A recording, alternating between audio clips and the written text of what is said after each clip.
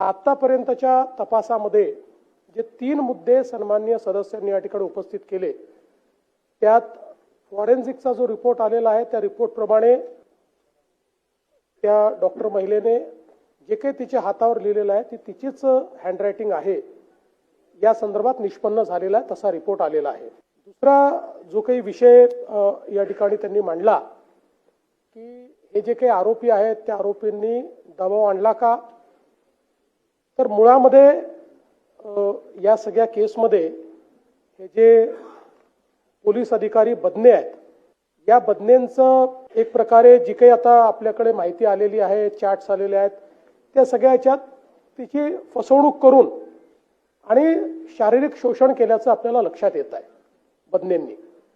आणि त्यातनं मग म्हणजे लग्नाचं आमिष दाखवणं वगैरे अशा सगळ्या गोष्टी झालेल्या त्यात लक्षात येतात। आणि त्यातनं नंतर मात्र वेगळी भूमिका या बदनेंनी घेतलेली दिसते। एक प्रकारे तिचं शोषण त्यांनी केल्याचं लक्षात येतं।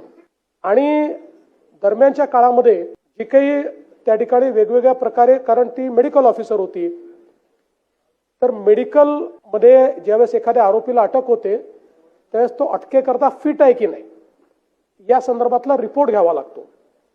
तर अशा प्रकारचे काही रिपोर्ट्स हे त्या डॉक्टर महिलेने अनफिट दिले आणि म्हणून पोलिसांनी एक मोठं पत्र हे त्यावेळी त्यांचे जे वरिष्ठ आहेत त्या वरिष्ठांना लिहिलं की बाबा अत्यंत महत्त्वाच्या गुन्ह्यांमधले हे सगळे गुन्हेगार आहेत आणि यांना अनफिटचं सर्टिफिकेट दिलं जातं आहे।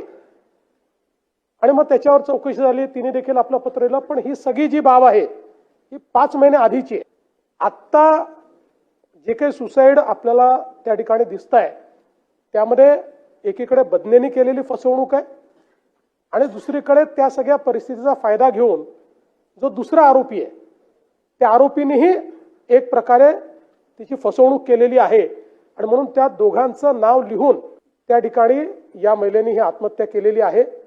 यामध्ये आतापर्यंतचे जे काही रिपोर्ट्स आहेत त्या 2 गोष्टी फॉरेन्सिकच्या रिपोर्ट्समध्ये क्लिअर झालेल्या आहेत। पहिलं की गळफास लावून, म्हणजे स्ट्रँग्युलेशन नाहीये, गळफास लावून या ठिकाणी केलेली हा मृत्यू आहे।